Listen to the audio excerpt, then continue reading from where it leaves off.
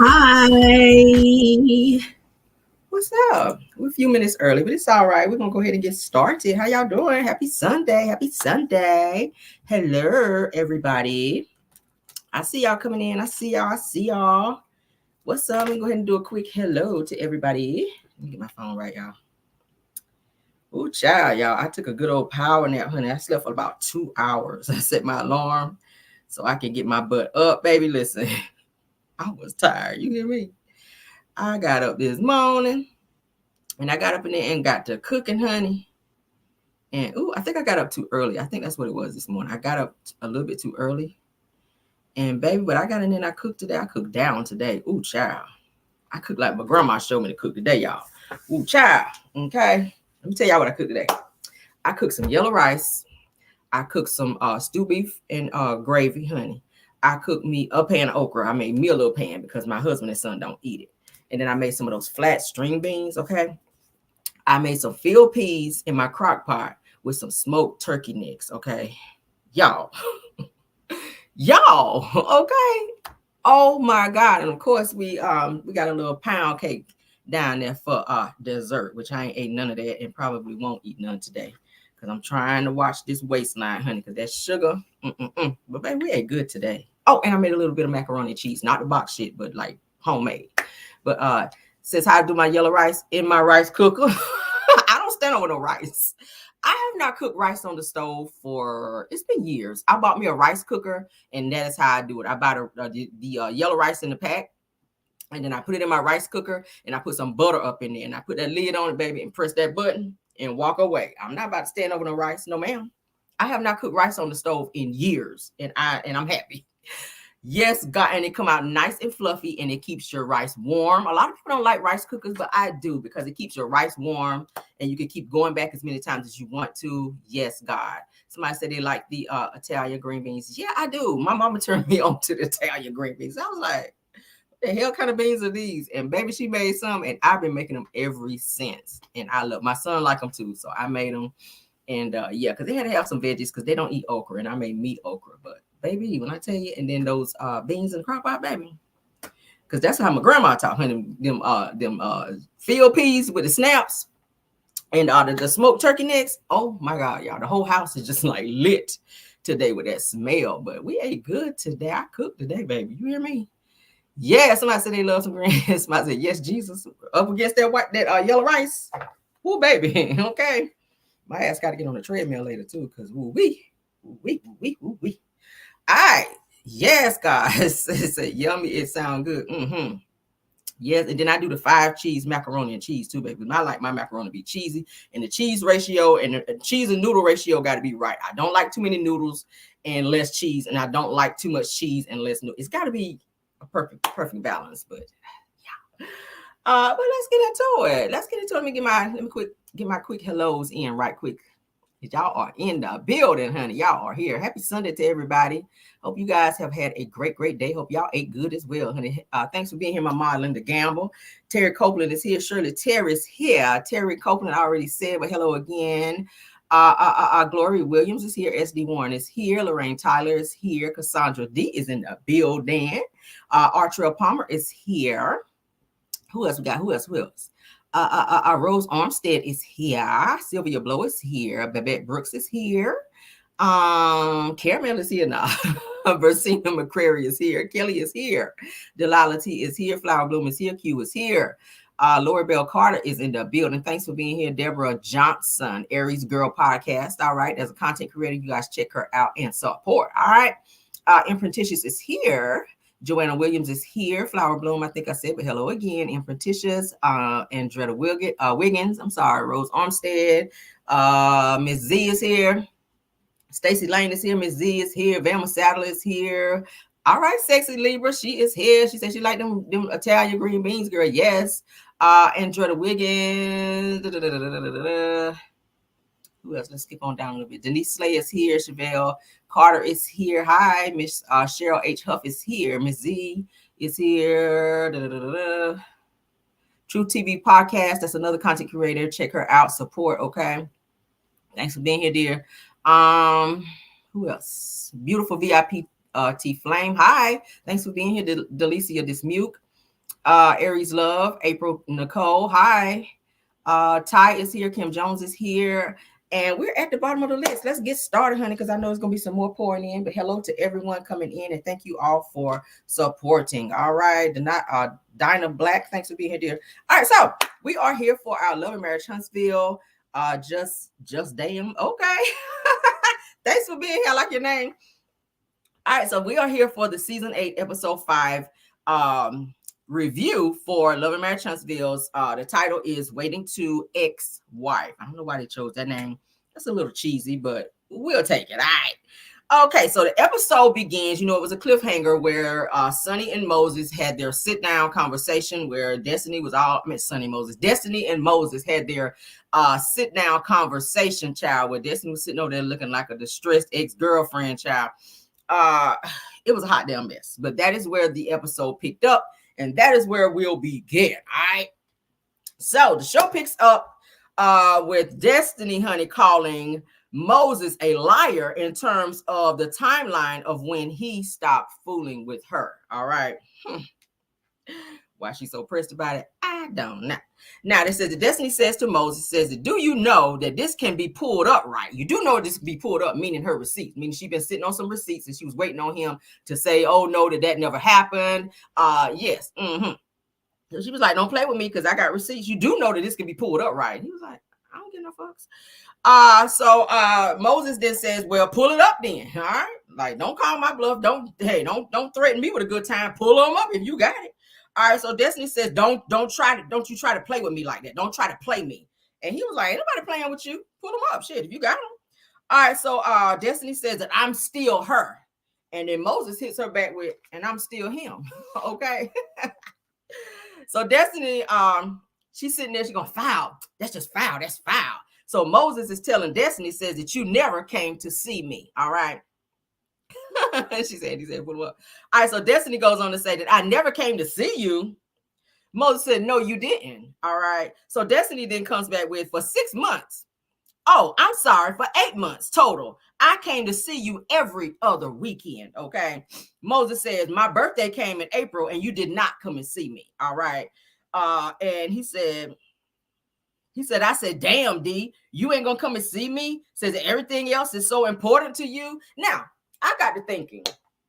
I said, let me take a pause right here, because you guys know that during that time, around that time, Destiny was running around with Martel all over Atlanta, all at Sheree's house.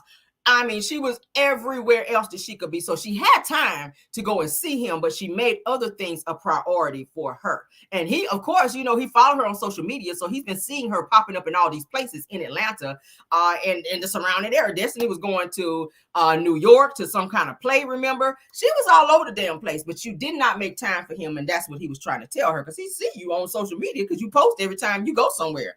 So he was feeling away about that. So Destiny came back with, I was handling my bills and my business and you wasn't paying them. Now, was he supposed to be paying your bills is the question. Because from what we're told, you was just a jump off girl. You was a jump off. That's what it said. You was a 15-year-old jump off, a 15-year jump off rather. But Moses comes back with, why am I going to take care of a woman that won't come and see me? He said, that sounds crazy. I said, there you go. So Destiny comes back with, what you saying? She says that I came to see you for 8 months straight right there by your side. Okay. Moses said, and I was paying for that too. So every time that Destiny was flying her ass out to St. Louis to go see him, he was paying for her to be flued out, is what he was trying to say. All right. So he was helping her with her bills, helping her with all the other shit she had going on. Then he was also flying her out. That can be expensive because plane tickets are not cheap. Okay. Lights being cut off every other month and shit, that can't be cheap either. But yes, so Moses says, yes, and I was paying for that too, for you to come and see me. Damn. So Destiny, she kind of looks embarrassed when he says that, because y'all know in her most recent interview, she was saying, I'm so tired of people saying that I was a charity case. Well, you kind of were, Destiny. You kind of were. You were not in a good space. All right. It says, but she was a flight attendant. Right, girl, where your buddy passes at, sis? You ain't got nobody that can give you no good old buddy pass to be flying around out here. Anywho, Moses comes back and he keeps repeating. He says, that I paid for that too. He kept saying, and I paid for that too. So she's naming out stuff and he hits her back with, and I paid for that too. All right. He says, don't say I ain't do this. Don't say I wasn't there like that. So then Destiny comes back with, And I was working, trying to keep food in my son's mouth and a roof over my head, which is what you said that you were going to do or help me do, and you did not. Girl, that ain't your husband. That ain't your husband, girl. Like, why does Destiny feel like everybody's supposed to take care of her, girl? That is not your man. Why does she feel like everybody's supposed to take care of her, like somebody's obligated to do stuff with her or for her? So Moses says, I did help you. Okay, so Destiny comes back with, you did not. You stopped. Okay, so if somebody stopped doing something, that means that they were doing it, right? Y'all, I mean, catch me up. If you said somebody stopped doing something, that means that they were previously doing that. Okay, he was tired of kicking out money, and you won't kicking out no kitty. He said, you're not kicking out no kitty, so I can't kick out no more money. That's how that would work. It was like a little arrangement, and you messed up the setup over there, Destiny. Child. All right, so he was tired of taking care of her ass. All right, Moses then comes back with, I helped you to a degree, but when you stopped showing the time and attention, I stopped. Okay. Ooh, we about to have a thunderstorm. All right, so Destiny then goes on to, you stop showing up as a man. Now you're trying to question this man's manhood because you don't have any other recourse. I can't stand people that do that. But then again, when you're in an argument, there's no fair fight. You got to say whatever it is that's going to make the other person feel bad when you're pissed off at them. Obviously, they were in an argument. He was saying what he wanted to say. She hit him back to kind of hit his manhood. But for 15 years, bitch, you was running behind him. So obviously, his manhood was not a problem. You were flying out and getting flew out to take your ass down there to St. Louis to go get that D. So I'm not hearing that, you wasn't showing up as a man. Girl, he was showing up as every kind of man if he paying your damn bills and D'ing you out. If he digging you out and paying your bills, I would say he was showing up, girl. Okay. While your legs was up, he was showing up. Did we go too far? Oh, well. All right, so Destiny goes to confessional, and she says that I'll say that Moses stopped showing up as a man and stopped being the man that I knew him to be. She said that he made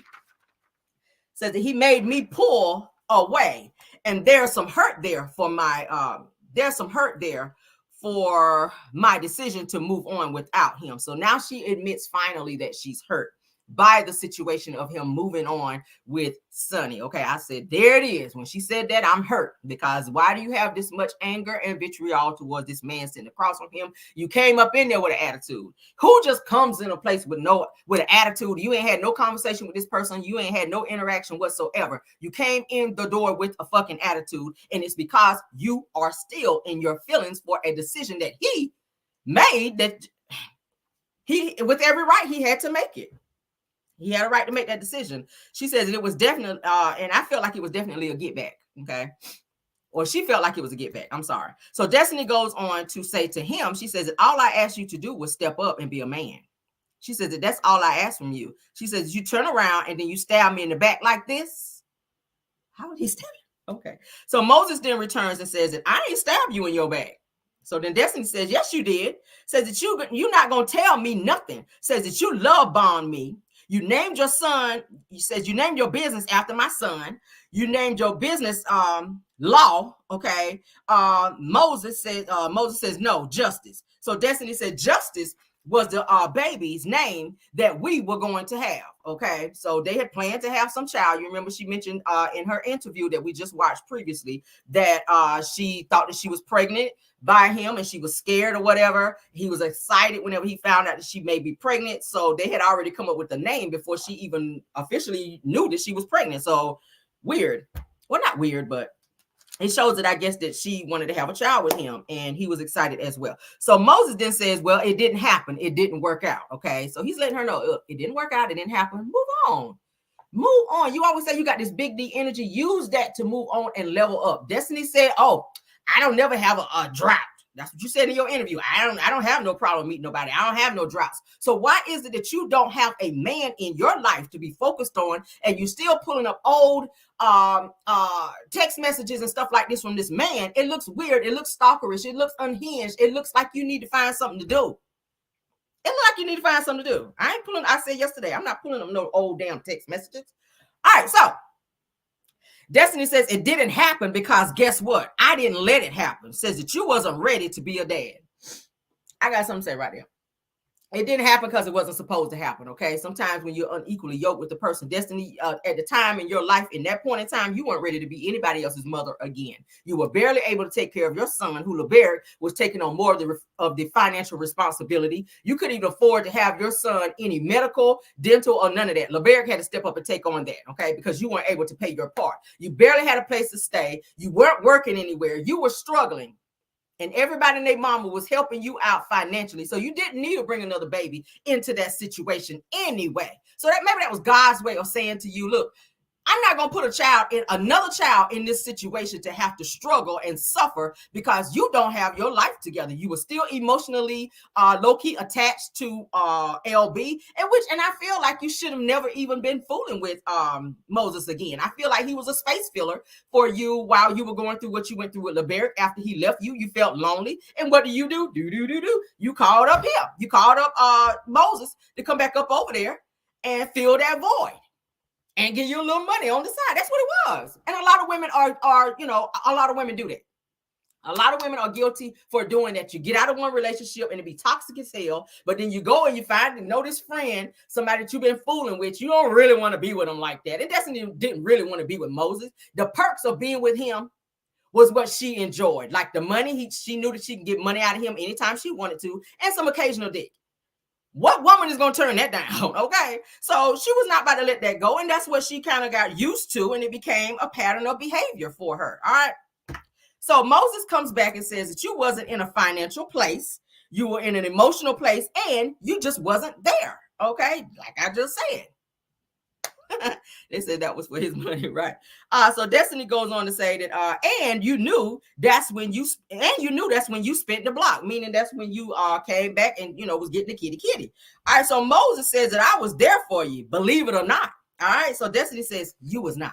Okay, I thought it's supposed to be you were not, but okay. See, she be talking about how he be talking, talking about saint. She always be talking about him saying saint. You saying you was not, girl. It was you were not. You were not there. Okay, I don't know what school you went to, but yeah. So Destiny then says that you told me the weight of what I had on my life was too heavy. Period. You not over LeBerick. You had your financial stuff not in order. Your businesses were crumbling. They closed Madani. You had a lot of shit going on. Okay, let's not even mention that you were in and out of jail. Like you had a lot of shit going on, Destiny. All right. Moses then comes back and says, yeah, you had a lot going on. Destiny says, yeah, I did. She says, and you wasn't man enough to carry. Okay. That wasn't his place to do that. I mean, he could be a friend, but that was not his place to carry all that shit you carrying. All right. So Destiny says, so you found somebody in your weight class to settle for you and fine and broken. Okay. She says that I made the right decision for saying goodbye to you, but you didn't say goodbye. You didn't say goodbye because why is your ass planted in that seat, sitting across from him, giving him all this fire, girl? Why are you giving him all this heat from across the table if you said goodbye? Because you said that you stopped fooling with him and you were done with him 5 months before he and Sonny got together. So why are you this angry if you said you were done for 5 months? 5 months is a good enough time to get over this man and get under somebody else because it seemed like you move fast.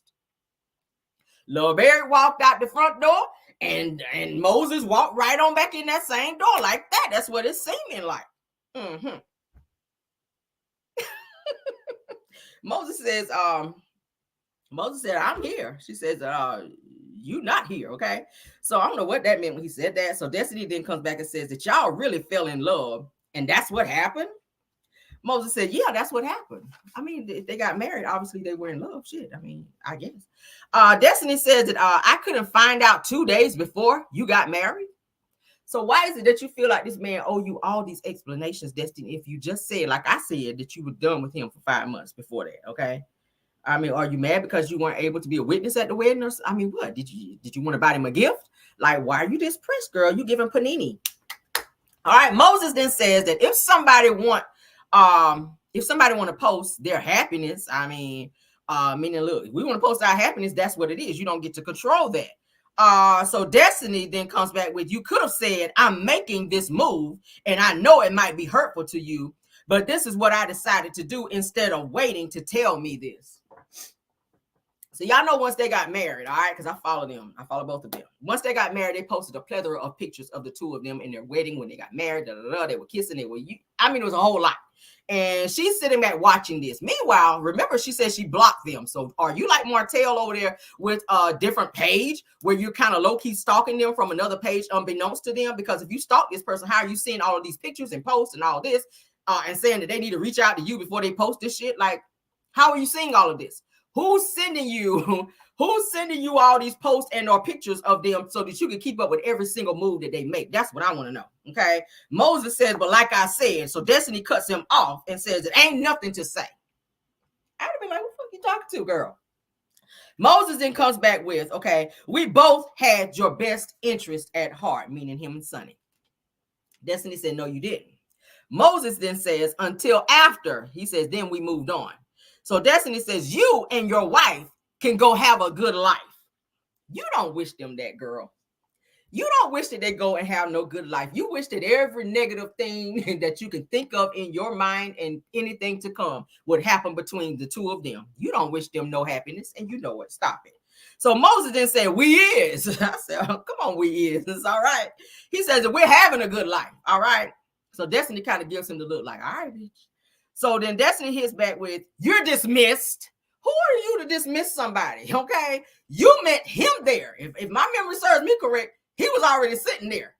You sashayed your broke ass up in there with them damn City Trends boots and that Burlington coat that your ass was wearing, okay, with them prom gloves. You sashayed your ass up in there. He was already there. So you don't get to dismiss him. If anybody leave first, it should be you. When she tells Moses you're dismissed, Moses says, no, you're dismissed. Okay. And I like the way he checks her ass back and don't just let her just snap off on him. So Destiny says, now you can leave. All right. And she goes on to tell him that says that you wanted to be my girlfriend. All right. So now she's trying to question his manhood again. Another low blow. Moses gets up. He was like, man, I ain't done. I'm done with this shit. He gets up to leave. All right. And he tells Destiny, enjoy your life. I'm out. Like, I ain't about to sit here and do this back and forth shit with you. You being very petty and you being very, difficult right now. You want to have a conversation with me, we can talk, but I ain't about to do this back and forth, immature bullshit with you. So he gets up, walks out, and he's just like, this bitch. That's kind of what he was looking like he was saying in his mind. So Destiny, she kind of sips on her drink. She does the being petty. She sips on her drink and she rolls her eyes as Moses is seen leaving the restaurant. It was look like a little Mexican restaurant. So So Destiny then says that he gonna say that I didn't come and see him. He was trying to get me pregnant from day one. And then she sips her drink again. So if you knew that, why weren't you protecting yourself? Okay, because if it was said that this man has been seeing a plethora of women and that you were getting flued out every other week or so, that means that we already talked about it. Now, Sonny already said that you had a little smell or whatever going on. It was a little smell action going on. So, I mean, I'm just saying, you say you're trying to get you pregnant. That means that y'all were not wearing protection. Okay? Because how is she going to get pregnant? How is she going to get pregnant? You were not using protection and you knew that this man was seeing a plethora of other women. All right? Let's move on to the next scene. The next scene is Tisha, honey. Tisha is going to the gym to go and meet Latricia. Y'all know who Latricia is, honey. Strong jawline. Long curly weave. Her. All right, so Tisha's child is dressed in this camo jacket. I said, hell, you going to work out in a damn big ass coat on? She had on a full face of makeup, like her ass was going to a prom or a photo shoot to go work out. I'm like, girl, you're gonna be sweating. Why you got on all this damn makeup? Okay. So she's going to work out with Latricia, who is already there working out. So y'all know Latricia says that she work out, honey, every day, at least 3 times a day. She got a nice body. Okay, from the shoulders down, she bad. Okay, no homo. Don't nobody be going back saying, "Damn, Carmela." Nah, I'm just saying, from the shoulders down, her body is bodying. Okay, so nobody be out there saying Carmela on because y'all don't know, baby. We strictly over here. Strictly. All right, so Tisha and Trisha, Tisha goes into the gym. She sees Trisha. She speaks to her. They embrace each other. They compliment each other. Tisha says, "Oh, hey, girl, how you? Hey, how you doing?" Y'all know how Tisha do that fake shit. I was like, "Oh, child." Trisha, hold on.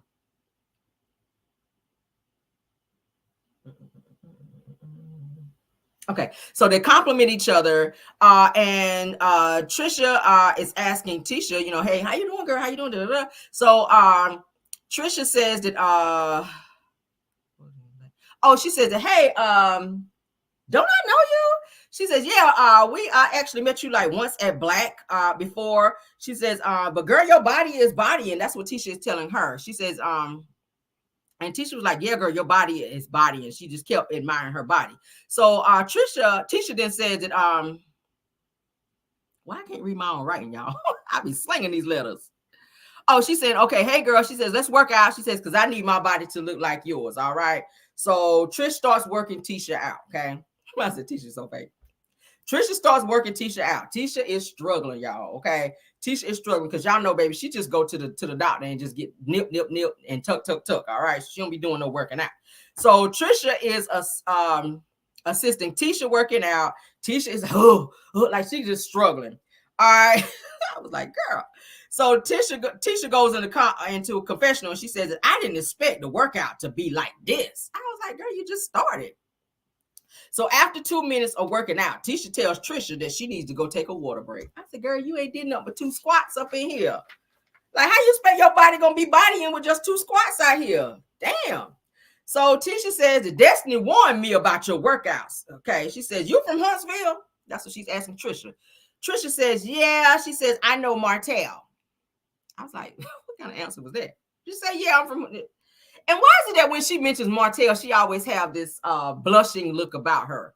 I got to keep digging on them too, because it's something weird. It's something weird. Every time she mentions Martel, it's this weird grin that she has. Yeah, I know Martel. That's her, like a schoolgirl.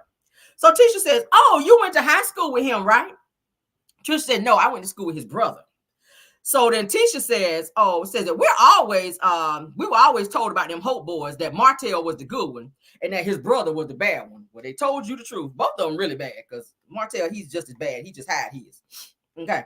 So Trisha said, So then Tisha says, that's what I heard because I'm not from Huntsville. Girl, we know you from Bessemer. Oh, from across the tracks over there, girl. All right. So Tisha says that she met Martel at A&M College, okay, A&M University. All right, so then Tisha says that he changed when he got to college. All right, well, Trisha said he changed when he got to college. Tisha says that he always been bad. So Trisha says, well, I won't say bad, but he wasn't like the prep boy that he is now. Is he preppy? So Tisha says that your husband know Martel.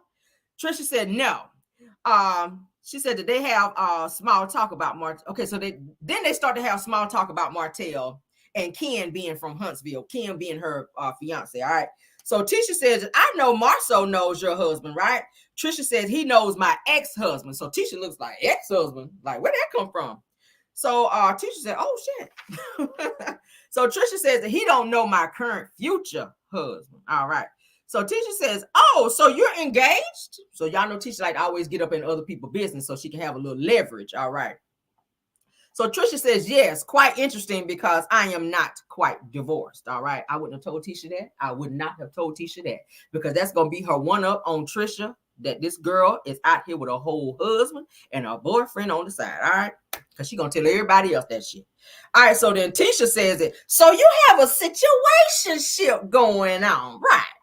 So Trisha says, yes, that's a great way to look at it. She like that. I was like, so Trisha and her ex-husband have not filed for divorce yet. Okay. So she is engaged to her current boo, but she's yet to file the divorce papers, you guys, for her ex-husband in her situation with her ex-husband. So she and her ex, she said that they weren't communicating to get the ball rolling on the divorce. I don't understand what is holding up this divorce. If you've made your mind up that you're done with this man, what is it that's keeping you from filing for divorce and following through? Okay, you guys aren't having conversations about it. You cannot marry Ken until you get divorced.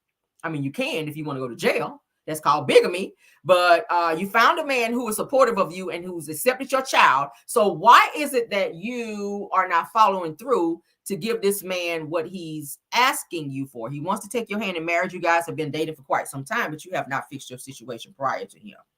All right, so Tisha says via confessional, says it sounds like to me that your hubby didn't want to divorce you, girl. Says that he ain't signed the papers by now. He don't want it. That's what Tisha was saying. So Tisha suggests that they all do like dates together and meet Kim and Maurice. So Tisha then says that Trisha has been killing her in the gym, child. So Trisha agrees. Okay, I was like, girl, you only worked out like 2 minutes. So Trisha says that she knows Nell.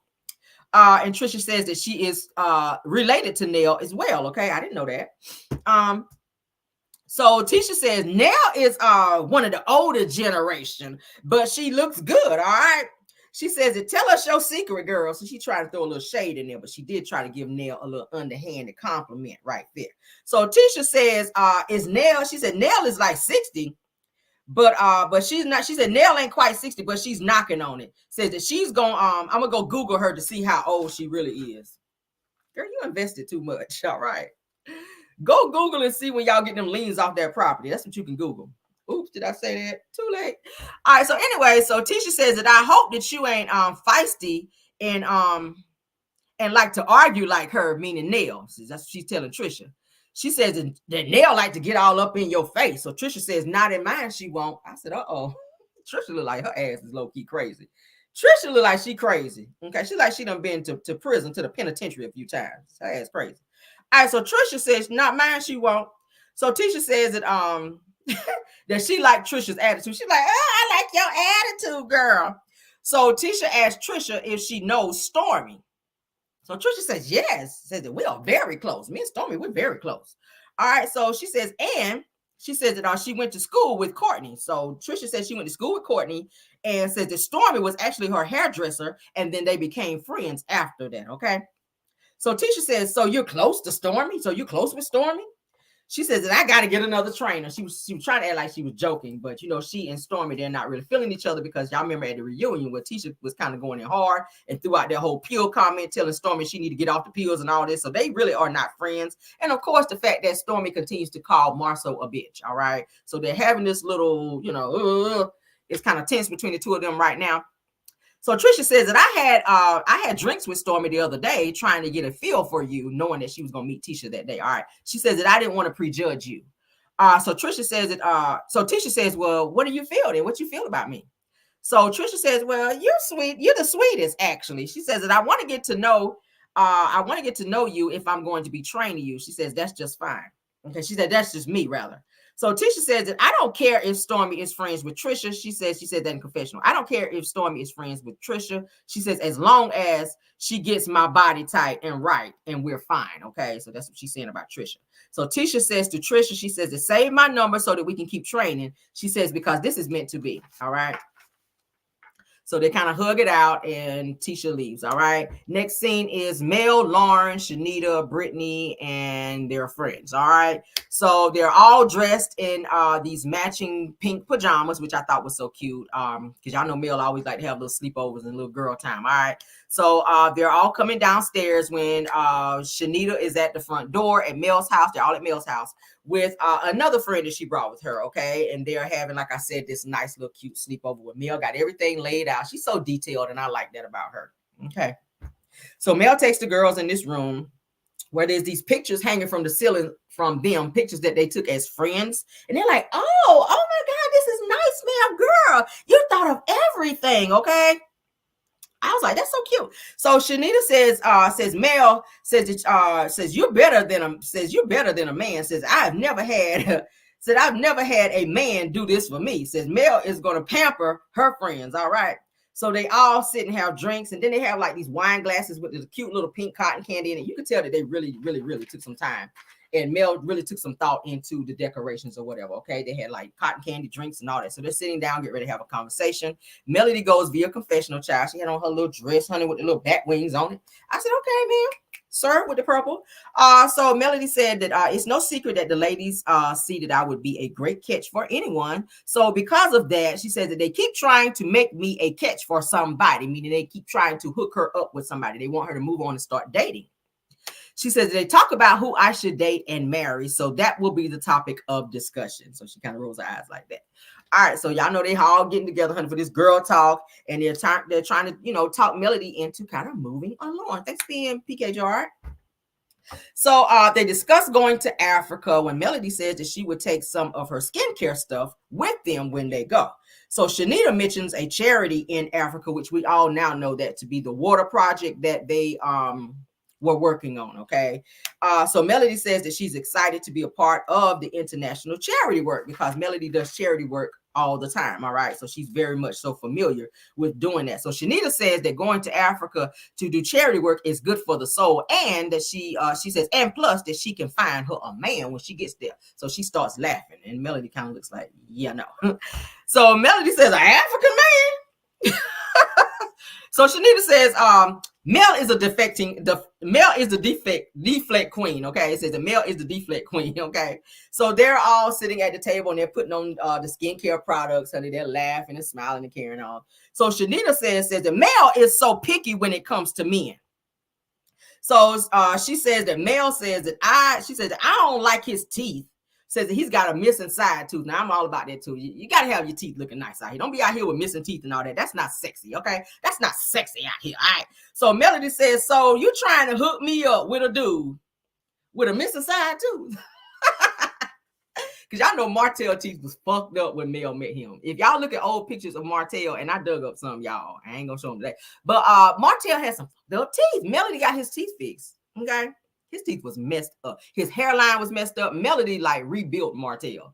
I'm talking about she was on her building nigga when she got with him because Martel was a hot fucking mess when she met him. Okay. All right. So Shanita says a missing tooth don't matter, girl. I was like, girl, it does. So around the table, it's kind of like they said in unison, like, girl, it does matter. Don't nobody want to be out here with no damn snagger-tooth man. So Shanita says, okay, person number 2 says the African men would be too far away. All right. Which that would. So Melody then says that one dude sent me some pictures where he had on some pants, child, that looked like great uncle. So Mel was like, what the hell you got on? And I totally feel her on that because I love a man that can dress down. Okay. If you dress down, you groom well, you smell good, you know, your shoes and all that look nice, your teeth look good, all that. I'm into that, child. That's a turn on for me. All right. So Mel says that they told her, says that he got money and he's divorced. And he's got like 1 or 2 kids, but he looked like great uncle. So Mel's like, look, I'm not really willing to look over or overlook the things that I'm looking for. So I'm good on it. For now, I'll wait. You know, I'm good on that for now. I'll just wait until that right one comes along because they're out there. So Shanita asked Melody, says, so you didn't like him because of his pants? So at this point, Mel is being like super, super picky. All right. So Melody says that I need some swag, girl. And I was like, yes, God, I need some too. All right. I gotta have swag too. Ooh, y'all hear about the thunder and lightning. So Melody tells Shanita, says that nobody agrees with none of the men that she sent Mel to try to date. All right. Mel's just like, nope, chop, it's a chop for me. Nope, nope, and nope. All right. So Shanita says that everybody that she sends Mel's way says that they're either too tall, they're too short, they used to be an athlete, or they says that or African, says that drop your expectations a bit, Mel. Mel is just giving them hell when they trying to send her a man. So Melody tells them, she says, take into consideration that all I've been through and continue to go through, meaning with Martel, all right? She says, understand why I'm not trying to rush and move on. She says, and I'm still healing. She says that I have 4 kids that I'm focused on their healing journey with as well, all right? So Shanita says, do you think that other people contribute to you not healing? All right. So Melody says, absolutely. She says, can y'all imagine me bringing someone around and my ex still popping up on dates, and which we know Martel is still doing. Well, was still doing. Okay. She said that he popped up on a date and recorded it after we were divorced. So y'all remember when that whole situation happened? Production rolled tape back to when Mel and Martel, y'all remember when Mel went to go meet Martel at a job site where he was working, and she pulled up and was asking him why he pulled up on her while she was out on a date and not to be doing that, let her move on with her life. So he was standing back filming her and actually went into the restaurant and had the camera all up in dude's face. So Mel was telling him, like, you ain't got to be doing all that. You passed up a job to go and stalk me. All right. So that's the scene that they were showing. So Melody says, she says that I feel like I'm dealing with someone unhinged. She says that you just don't know what's next when it comes to him. And you sure damn don't. So Melody goes on to say, she says, I have PTSD. She says that she picks apart the people that they try to hook her up with because she's really just not ready. Okay. She's just not ready. And I don't blame her. You got to take your time. When you've been through something as traumatic as someone with like Martel, it can't be easy to heal from. And I respect the fact that she's taking her time and she's pacing herself in terms of when she feels like it. She's just dating and she's not taking it serious. I mean, dating can be fun if you make it fun, if you're dating the right people. And that's what the whole dating process is for, to kind of get back out there, because you got to keep in mind, she was with Martel for 12, 13 years. So to put yourself back out there in a world that you're not familiar with again, to refamiliarize yourself with dating, it takes several types of dates. You got to see what's out there. It's some crazies out there. It's some crazy. So yeah, Melody, usually when she does that, she has to hop a fight and go somewhere so that Martel don't be, popping up on her, because she know he can't go nowhere. He ain't got no money to be flying out of the country and stuff. So she has to get far, far away so that she can go and enjoy herself and date and have something really nice. So I'm all for it, girl. Date. As long as you feel like you need to date, don't be letting nobody try to push you into no damn relationship, because you got to think about, you got kids. You don't want to keep bringing men around your kids. This man, you dating him, you want to make him the one, it don't work. Introduce him to the kids, then they done got used to him, and then that's a hot damn mess, because male kids are very intelligent. And then two, you have a son who is watching this as well, who is also real protective of you as well. So you want to make sure you're making the right decision, not just for yourself, but for your children. And that's for any woman out there that's dating and you have children. You're not just dating for yourself, you're dating for your kids as well. Okay. You're dating for your kids. All right. As well. Because you want to make sure they're happy too. All right. So Mel's friend says that you want someone to rub those feet with. Okay. Rub those feet with you. Okay.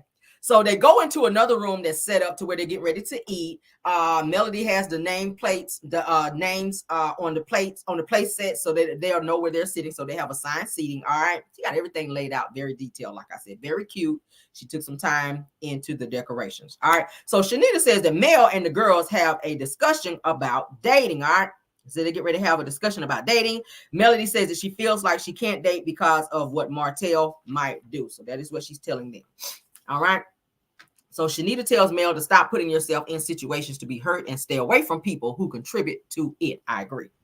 All right, she says that people pretty much got to pick a side. That's what Shanita was telling Melody. So Melody goes into confessional. She says that 3 years post-divorce and an entire name-changing ceremony. She says, and I'm still working to fully release myself from this toxic relationship. Martel will not let go. The only reason that he filed for custody for the children was to keep Melody in Huntsville, because he knew she wanted to move away from Huntsville, and that's the only way that he could make her stay, so that he could make her miserable and continue to stalk her. Okay, if she's in Atlanta, he don't know where she is. So if he could keep her close and miserable, that's what he wanted to do. Martel don't want them kids. He can't take care of those kids. He don't want the responsibility. He already said having all 5 kids is a lot for me. I mean, having 4 of them is enough. So he don't really want those kids. But to be able to make Melody have to stay in Huntsville out of having all these damn cases, they get ready to go back to court again this month. All right, for the child custody arrangement or agreement case, for them to finalize it if they don't continue it again, because he keeps asking for continuances and he knows exactly what he's doing. So Melody is being stuck in Huntsville because of Martel, and she's tired of his shit. So Melody goes on to say, she says that my friends need to pick a side. Either you're with me or you're not. All right. So they kind of toast their drinks, and they said that and focus on self-love. So they were toasting and they were saying, okay, we're going to focus on self-love. All right. So next scene is Stormy is at home, child, out there at the plantation house with Trisha visiting. All right. They're having small talk when the doorbell rings. All right. Who's at the door? Who's at the door? Martel, honey. Martel is at the door. He comes in dressed like his ass just left a revival, honey, with his damn suit and this overcoat on, looking crazy as hell. Martel asks Stormy, says, what's up? What's the surprise? Okay. So Stormy says, you'll see in a minute. Come on in here. All right. So Stormy has roses all over the floor, child, like it's some romantic type of date that's leading into the living room where Trisha is sitting. Okay. I said, that is so fucking weird. Who does that? All right. So Martel speaks to Trisha, shakes her hand like he didn't know her. All right. She's sitting there just cheesing away. I said, what is going on with her, y'all? What is going on with Trisha? Because just the sight and the talk of just the sight and hearing Martel's name just have her like a schoolgirl. So Martel brought that fake ass incest wine and gave the bottle to Stormy. Here, I bought you a bottle of wine. You were like, we know you have many because you're not selling any. But anyway, so Stormy tells Martel, says that the wine idea is dope. Says, who came up with it? He said, I did. Like, you should know that I came up with the idea, child. So Martel sits down and asks about Chase, which is Stormy's son. Said, where's Chase at? How's he doing? I'm sorry. Stormy says that he's in the back bedroom, okay? Oh, I'm sorry. Stormy said he's in the back bedroom. All right. So Martel says, so what's up? What's up? So Trisha says per confessional, she said that Martel walking in acting like he don't know me, that just kind of pissed me off. I was like, why would that piss you off? She said, I'm like, dude, really? What in the entire hell? Okay, that's what she's saying. So she's feeling away because he don't remember her. I'm like, what is it that he was supposed to remember so much, girl? So she said, this nigga come up here acting like brand new, like he don't know me. So Stormy then says that you met Martel before, right, Trisha? Trisha said, yeah, I did. All right. Martel is looking at her like, how do I know you? How do I know you? How do I know you? All right. Who are you? Martel says, who are you? So Martel was like, we met before? Trisha was like, yes, we have. Okay. She's cheesing like a little schoolgirl. So Martel is staring at her, you guys, like he's looking through her. All right. He's staring at her like he really does not know who she is. All right. And then she says, Martel, like, you don't know me, like Martel. That's what she says to him. So Martel says that she went to school with Montez, his brother.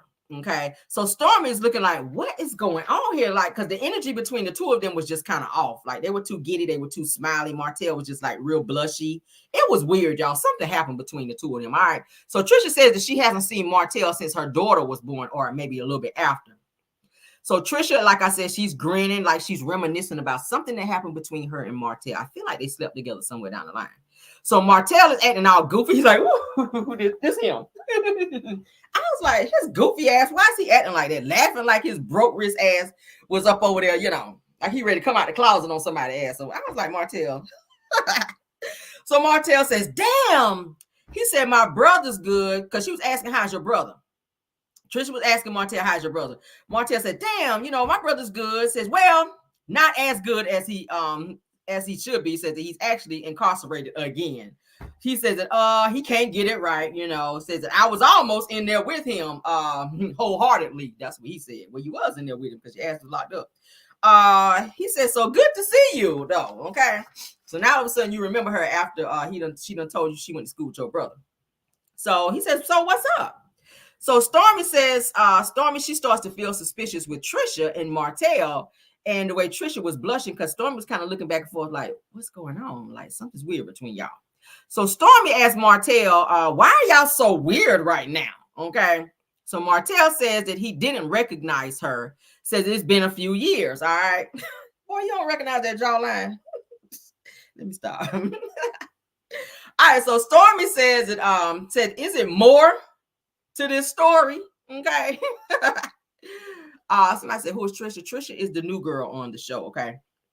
So Trisha, she just starts laughing and she almost spits out her wine. So she took a sip of her wine, but then she starts laughing and almost spit out her wine after Stormy asked, is there more to the story? So Martel then says that they never slept. He said, no, we never slept together, okay? Which I don't believe that, because there's a reason why she's so giddy and the reason why you were blushing the way you were. All right, so Stormy tells them that she's throwing a Lovers and Friends gala, inviting them, which we all know was the event that they were trying to get Melody to come to. Carlos was trying to trick Melody into going, knowing that Martel was going to be there. Destiny was going to be there. Destiny actually brought Martel as her +1 to this said event. Some of the people from Bell Collective was there. The cast, rather, from Bell Collective was there. Nell Fletcher was there with Chris. A whole lot of people were there. Chris and Nell's kids were there. It was like a big to-do type thing, all right? So, of course, Mel did not go, because she knew Martel was going to be there. So Stormy says that she wants to book Martel to be a shirtless model, and he's sitting there grinning. I was like, so Stormy is explaining to Martel the event and what the event is going to be about and how things are going to go. And she says that the models will be rubbed down rather with her body glaze. He starts smiling, just hearing rub down. They're going to be rubbed down. So he's sitting there smiling from ear to ear like, hell yeah, I can do a whole rub down. All right. I know he was low-key wishing that Mel would be the one rubbing him down, but no, sir. All right. So Martel says that he ain't been in the weight room, honey. We call it a gym. They call it weight room. We ain't been in the weight room here lately. Says that people will expect to see me looking good, but says that his body ain't bodying. Okay. You ain't had no money to go to the gym. So Stormy asked Trisha to model as well. Now, I said this and I thought about this. I said, knowing that Trisha is, instructor, like a workout instructor, as well as her fiance, his body is bodying. We already saw that. His body is bodying. Why not ask Trisha and her man to do it, knowing that they have really tight bodies that are already ready, versus asking Martel? And I said before, and I told this to another content creator, I feel like Stormy is trying to give Martel some camera time. He doesn't really have a storyline. So filming with her gives him more camera time, because think about it. At this time, the Scotts, they're not really fooling with Martel. Okay. Melody already made it very clear that she is not filming with him. Nell already made it clear, look, nigga, you're not even coming to my birthday party because you on the bullshit. So guess what? Martel, who else is he going to film with? Who else is he going to link up with and film with? So Stormy is kind of reaching back and allowing Martel. When have we ever seen Martel go to Stormy's house or hang out with Stormy? When have we ever seen Stormy be one-on-one with Martel ever? She is trying to help Martel get a storyline and more film time. And that's probably something that the two of them arranged, because one, she did pay her way. From what we're hearing, she paid Martel to be on the show. That's what we heard. That's what I heard, that Martel has something to do with Stormy being on Love and Marriage Huntsville. So she is feeling like, okay, or Martel is feeling like, okay, look, I helped you get on this show. Nobody wants to film with me. So you should help me get more camera time. And the way that you do that is let me be in some scenes with you. We never seen the two of them hang out. And what woman calls a man to her house, a single man at that, when you are married like that? Why you got Martel, who you know is the biggest 304 in Huntsville? You don't hang out with him like that, but you invite him to your house at night to sit over there and tell. You could have texted him that. You could have texted him and asked him, did he want to model in your upcoming event? What you had to bring him there to be on camera with you for? That was weird. That was weird vibes to me. Okay. Stormy knows exactly what she's doing. You know, she's not really friends with and or fooling with Mel like that. So as a dig at Mel to say, hey, yeah, you ain't gonna film with him. Well, look, I'll give him some camera time, because y'all know that their checks reflect on how much camera time they get. That's why Marceau stay in everybody's business so he can get that camera time. Ain't nobody fucking with Martel. Ain't nobody fooling with Martel. So that was his way of getting camera time. When have we heard from Martel this entire season? And we're still early in the season. Okay. We're still early in the season. The last time we saw Martel was, when he did sit down with Nell, and that was a very short scene. And then when he sat down with his mama, talking about when he got out of jail, we ain't really seen him no more. So everybody else is filming scenes and making money. Martel, not so much, because he ain't got shit to talk about. We already know about your arrest. Like, what else you gonna talk about? All right. So Martel says, he says that he said, I'm referring to the models, okay? So Trisha then tells Stormy that she'll model for her at the event as well, okay? Thank you so much, Tanya Allen. Says that, Caramel, your commentary. Thanks, ma'am, okay? I appreciate you. All right, so they all three, take up their glasses and they cheers to the fact that they will all work together. Martel says, yeah, I'm going to get back in the gym. I got to work on my body, and I'll be happy to do it. But I'm like, you could have just asked Ken. Ken already ready. Ken is already ready. I don't know, child. So Martel says, thank you, man. Said you made my night by asking me. Of course, because you ain't got shit else going on, Martel. You ain't got no job. You ain't got nothing else going on. So which he knows that's going to give him some more camera time. All right. Because the cameras were there for that event. All right. So all three kind of hug it out. Martel hugs Trish again, gives her a little side church hug, and says, nice seeing you again. Again. Did y'all catch that? So Stormy asked Trisha, says that why were you and Martel so weird? Okay, just now. So Trisha says she just saw Martel a few months ago, and that he spoke to her and then acted like he was so shocked to see her. So now why is it that you, just a few months ago, that you have forgot how she looked and who she was and all that by sitting down? That was weird to me. If you just saw her a few months ago, you knew who she was when you sat your ass down and looked at her. So you want to do this whole reintroduction of yourself was mad weird. All right. So Stormy asked, do you know him? Or his hold on. Do you know him or do you know his brother more? Meaning Martel's brother. So Trisha says she knows his brother more. All right. Maybe she messed around with the brother, or maybe they all had a threesome. I don't know. So Stormy tells Trisha to train Martel to get him in shape for the event. She knows exactly what she's doing. So Trisha says, I don't usually train guys, but I'll make an exception for you. I bet you will. How Ken gonna feel about that though? Okay. Mm-hmm. Next scene is Sonny and Moses sit down to have a conversation about the conversation between Moses and Destiny. All right. So he's getting ready to catch Sonny up on what happened and or transpired with the conversation with him and Destiny. So Moses meets with meets with Sonny to discuss Destiny's meetup and conversation. All right. Sonny is already there waiting for him at some lounge. She's sitting down on the couch, playing on her phone, waiting for him to arrive. Moses walks up, says, hey, wife. Sonny said, hey, you. So they get up and they kiss each other. And then, of course, they all dressed in black, y'all, all black thing. They sit down to get ready to have a conversation. Moses said, I had that talk with Destiny, right? Okay. So Sonny says, how was she dressed? I was like, she went in, didn't she? She's just like straight to the point. So how was she dressed? Was the bitch coming up in here with a little skirt on? Did she have some heels on? Was her bike out? Was all her breasts out? Like what was it? Give me that, She wanted the deets on every damn thing. How was she dressed? I was like, damn. So Moses said, says she had on some makeup. I said, this shit here is so funny. Moses said, well, she had on some makeup. I don't know. She said, she had on a dress. She had on like a onesie dress. I said, what the fuck is that? A onesie dress? Did y'all catch that? Said she had on like a onesie dress. She had on some makeup. So Moses says, I don't know. I'm a man. Said, I don't know what. I said, I don't know what you're asking me. So Sonny is kind of looking at him like, you know what she had on. All right. So Moses says, I don't know. And she had on some heels. And so Sonny says, she had on heels. Was she looking cute? Moses says, I don't know. Yeah, I guess so. So Sonny look at him like, nigga, you weren't supposed to say yeah. All right. You supposed to say she was looking bust down Tatiana. That's what you supposed to say. All right. So I added it in. So Moses says the conversation got real heated. Okay. So Sonny said, wait a minute, how heated? So she ready to be on her knuck if you buck. Like, hold on, I know this bitch won't holler at my husband. All right. So Moses said, well, she went off on me saying that I wasn't the man that she wanted me to be, and that we stabbed her in the back by us getting married. And she felt, okay, that we were talking while me and her were actually dealing with each other. So Sonny says, did you clear that up? And she said it just like that. Moses said, yeah, I did. Sonny said, how? I mean, I want details, bitch. We not about that. I want details from A to Z. All right, get to talking, nigga.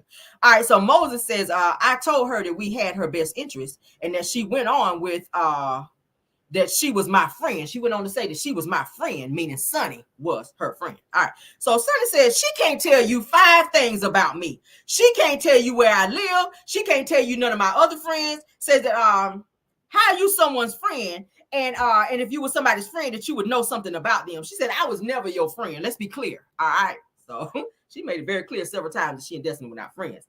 All right. So Sonny then goes on to say that that's your mishaps. Says that as a producer, that I have to talk to people and learn your life. So it may seem like a friend mode because I'm calling and asking questions, says that, and you're opening up, but you have blurred lines. Okay. I said, well, damn, she was cutthroat, y'all. So Sonny goes in confessional, and this is what she says. She says, it's my job.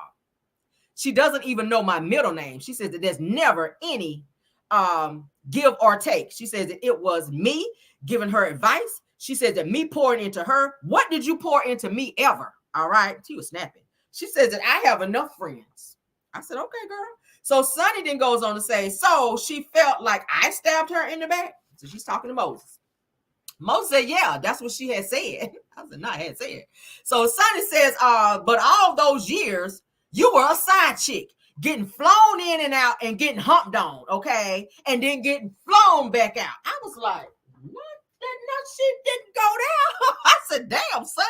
Sonny said, for years, you were a side chick getting flown in and out and getting humped on and didn't get flued back out. I said, well, hot damn, Sonny. She went for the juggler. Moses confirms that by saying, right.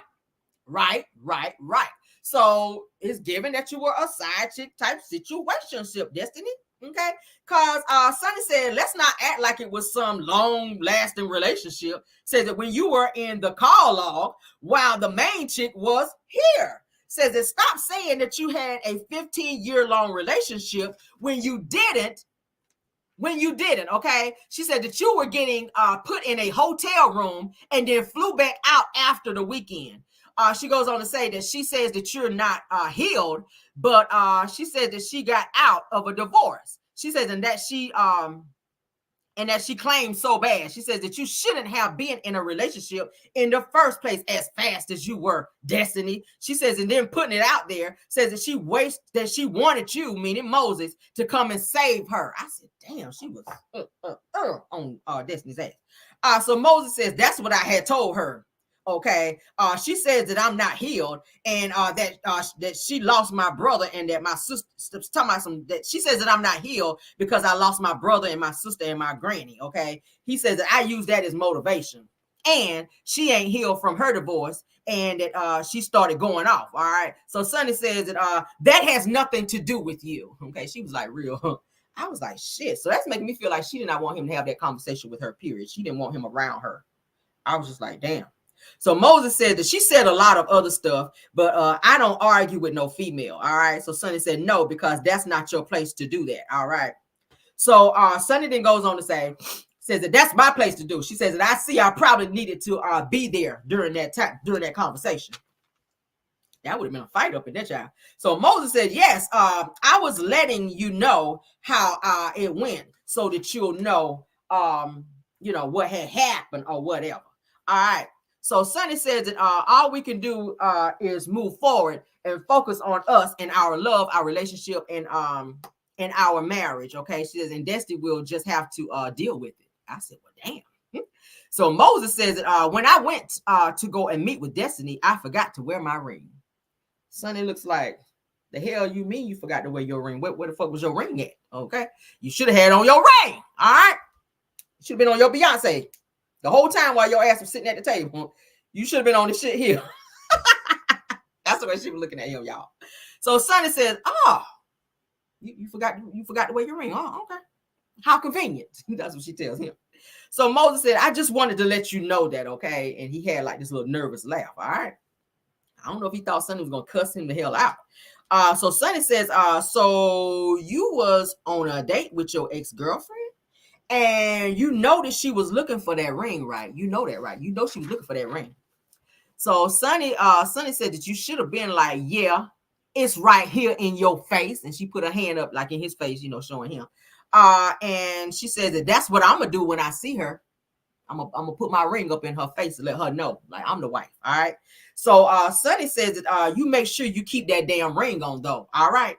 I said, damn. She said, because I don't want to hear no little heifer talking about, yeah, he ain't have no ring on, though. Okay, like she gonna try to slide up in there because she ain't see no ring. All right. So Sonny put Sonny then slides his ring on because she had his ring. So she knew his ass didn't wear the ring because she had it with her. And she puts slides his ring on his hand. All right. So Moses says, I love you. All right. Just know that. And it's not coming off. All right. Talking about that damn ring. Sonny says, I know you love me because you chose me out of all the other women. All right. So they kiss again and they kind of laugh it off. Next scene is, all right, at home with Trisha and Ken. All right. So it is Trisha's birthday. Ken is up in there cooking it up, child. Steak and baked potato and look like a salad or something, child. He done cooked for Trisha. Nice little steak dinner. She done went back there and got dressed up, put her makeup on, her done, everything done. All right. She comes in, like I said, all dressed up. They have wine on the table. He's putting flowers and stuff on the table, making it real nice. He bought her a gift, all right, which is a bracelet. He goes around and put it on there, put her bracelet on her arm. Trisha says that Ken has stepped up with the kids and their bond. Ken says via confessional that he enjoys making Trisha smile, okay? They sit down to get ready to eat, at which she's not comfortable, you could tell, eating on camera, not like Mel. Mel is like, bitch, where the food at? Where the food at? And then Mel will eat on camera. Trisha, she was just picking over her food. You can tell she's already uncomfortable on camera. She won't put no food in her mouth. You sitting there with steak, potato. The food looked good. The food looked real good, but she was just picking over like she was scared to put it in her mouth because she was feeling a little, So they sit down to eat, like I said. Ken asked her, said, what does she want to do on her birthday? All right, Trisha says nothing. Just sit here and enjoy each other, or go watch a movie with some killing in it. She said, I was like, who says that? She is crazy as hell. Just say some crime shows or something. Don't say you want to watch some movies with some killing. I was like, girl. So Ken says that Ken says, do you like Tisha? Knowing that the two of them met each other at the gym. Says, do you actually like Tisha? So Trish said, yeah, she's cool. So Trish then tells Ken about Martel and how he didn't know her and how he acted like he didn't know her. All right. So Trisha said that she asked him about Tez, meaning Montez, which is Martel's brother. All right. And he says, oh, you know my brother? So Martel's acting real new. So Ken said, really? Because he knows that Trish knows Martel and their brother. So Trisha says, says, and it was mad weird. It was really weird. So she says that Martel said that she looked different, which is why he didn't recognize her. So Ken says that we see Martel out and about all the time. And we went to his magazine party too. Said, did you actually know him? Says, but said, you actually know Martel. Says, but I know Martel through you. All right. So Trisha said, yeah, it was very awkward, Ken. So Ken then says that Martel made it seem like that you was one of his old creeps or something like that. I was like, not creeps. So Trisha says, hold up. Trisha kind of looks at him like, hold up, what? So Ken then says that makes people think that that y'all smashed or something, that y'all did something. So Trisha was like, right. And I was like, no. All right, so then Ken says that I need to figure that out at some point. He says that I'm going to ask him about it. Said, do you like your bracelet? So he gave her the little bracelet for her gift. She said, do you like the bracelet? She was like, yeah. So she's looking at the bracelet or whatever. Ken says that I was looking at other jewelry too, meaning he's hinting at the ring. So the conversation is going towards, okay, I want to propose to you, but you ain't got your shit together, girl. You ain't filed for divorce yet. All right, so Trisha was like, really? She's sitting over there, child. So Ken says that, yeah, but I can't make the purchase until you sign the papers, okay? Like, girl. All right, so Ken says that I know what I want, okay? Says that, did you guys actually talk about it? Meaning her and her ex-husband. Meaning, did y'all talk about the divorce yet? Trisha said, no. So how the fuck y'all gonna get the divorce off and popping if y'all ain't talking about it? Y'all ain't making no steps towards that, all right? Yes, they do live together. Somebody said, do they live together? Yes, Trisha and Ken live together. All right, so Ken says it's scary, says that y'all haven't even worked on it, and said that you holding on to something in that marriage, and that scares me, okay? So Trisha says, yeah, it is scary talking about marriage. So it's given that she might be scared to take that next step with Ken because of what she went through in her previous marriage, because they were saying that he was controlling. Stormy alluded to the fact that he kind of act like Mr. Off the Color Purple, controlling. So maybe she's scared to get into, jump into marriage with Ken because she doesn't want to feel stuck. Maybe she feels like, if she's dating him, that she could just kind of pull out whenever she feels like, and not feel like that she's fully obligated to Ken like that. While she loves him, because remember she said in the episode before, episode 4, that she's tried many times to push him away, but he won't leave, that he stays. So she's not ready, is what it seems like to me, because if you're ready, if you love him, you want to take that next step, you're excited to talk about marriage, you're going to go ahead and get the ball rolling on this divorce so that you can do so, because you can't marry him without it, okay? So Ken says, does it mean that you don't want to do it or that you're having second thoughts? He says that I don't want to go all in, and you say that you can't do it. Like, like your intentions are to marry me, right? So he is asking her again, you do want to do this, right? Okay. So of course there is a cliffhanger. The episode ends there. I don't know why they had them close out the episode, because that shit was mad boring. Honestly, I'm not really feeling Ken and Trisha. I tried, y'all. I really tried. I'm not feeling them too. They're not really giving me what needs to be given in this damn season. Carlos, where did you find them? They are boring. Trish is camera shy. She's scared of the camera. The way she talks through her teeth. Like Ken is like, he's trying, but it's like Trisha ain't giving him nothing. All right.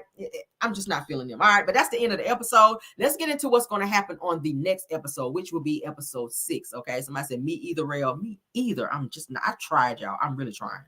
All right. So next episode is Ken actually has a talk with Courtney that Martel acted like he did not know Trisha. Courtney was like, really? he says that I felt that they had something going on. That is what Ken is telling Courtney. Courtney was like, all right. So next scene is Marceau and Tisha and Kimmy and Maurice. They actually talk about the bid on the work project for Kimmy and Maurice. All right. So Kimmy says to Marceau, said that Marceau doesn't get things done quick enough when he does jobs. Okay. So she calling his ass out. He kind of sitting there looking like, bitch, did you just say that on camera? Yes, she did. All right. Melody has already said that on camera as well, that you don't finish up and you don't follow through on jobs. Now, Kimmy just confirmed it. All right. So stop going on live, IG live, pulling up to job sites, acting like you out there working. Because Kimmy just said you don't be finishing shit. All right. Boom. All right, so next scene is Nell and Chris. They discuss Nell's upcoming birthday party when Nell says that she's worried about who's going to get along and somebody effing up her birthday party, okay? So then they show Nell's actual birthday party, where Nell and Chris, they actually come in together, and Nell, honey, starts bending over and like grinding on Chris, honey. I'm talking about throwing her back in it. Chris is behind her, like gyrating all up on her. I was like, okay, y'all better get it in here, okay? So everybody's like cheering them on. They happy to see them come in, child, and getting it. They getting loose up in there because y'all know Chris is a dancer. And Nell was throwing that thing back. I said, well, damn, I see why y'all got all these damn kids, and I see why his ass is known as a 304, because he was grinding up in that thing, honey. All right, so at Nell's party, Tisha and Stormy have some heated words, y'all. I said, oh, they have some heated words when Stormy, honey, asked Tisha. Stormy having this platinum blonde wig looking crazy too. Stormy asked Tisha what she meant at the reunion when she told Stormy, honey, to go pop some pills. Y'all remember, honey, last reunion. Tisha says, you heard what I said. And she said it like that. And I said, oh. So Kimmy kind of looks like, oh, hell, like, here we go. So then Nell, of course, she hears all this commotion and she looks like, okay, y'all ain't about to F up my party, all right? Melody, she's sitting there in between all of this, and Melody looks hella uncomfortable, like she don't want to be there, like she didn't expect all this to pop off like that. Y'all know Mel is just there filming her scene. She don't really hang out with them like that. She don't be hanging out with Tisha. And yeah. So, but that's what it is, y'all. That's what's going to happen next episode. So next episode will be Nell Fletcher's birthday party, to where all of them will be actually filming together. Of course, you know, Martel will not be there because she disinvited him. So once again, he won't be getting no more camera time on this episode that we know of. All right. But that is it. And that is all, you guys. All right. I hope y'all enjoyed this review, honey, for Love and Marriage Huntsville season 8, episode 5, Waiting to Ex-Wife review. All right. Yes. Did y'all enjoy? Please hit that like button if you enjoyed. For those of you that's watching me for the very first time, please go ahead and subscribe. You guys know we have a great time over here. We have a lot of great content as well. All right. Thank you so much, Truth TV Podcast. Any other content creators? Y'all let me know. Branch International, you look like a new name. I haven't seen you. Thanks for being here so much, okay? Aries Girl Podcast is another content creator. Thank you so much for being here, okay? Did I see Chronicles with Kim K in here as well? If so, shout out to you, ma'am, for being here as well. Any other content creators, let me know, and I'll be happy to shout you out, okay? Thank you so much to my mods, Belle Wilson, Linda Gamble, Tyra Daniels, for also modding for me, and all of my Caramelians for taking your time out today. You could have been anywhere else, but you guys stopped by here to spend time with Caramel. And we're about to get off because it's storming outside. We have a bad storm coming, but thank y'all so much. Love you guys down. Feel free to leave comments for this actual review, okay? Messy Hoes Atlanta. Oh, thanks for being here, ma'am. She is a content creator. Messy Hoes Atlanta. You guys check her out on her channel and support. All right. Thank you so much for stopping by. Okay, dear. All right, let's get out of here. Any other content creators? Let me know. Let me know before I go, because y'all know I love to shout you out. Thank y'all for coming over and supporting my channel as well. All right, let's get out of here. Y'all can twerk on up out of here, honey. Y'all can twerk like Neil and Chris was. All right, and boom. Bye.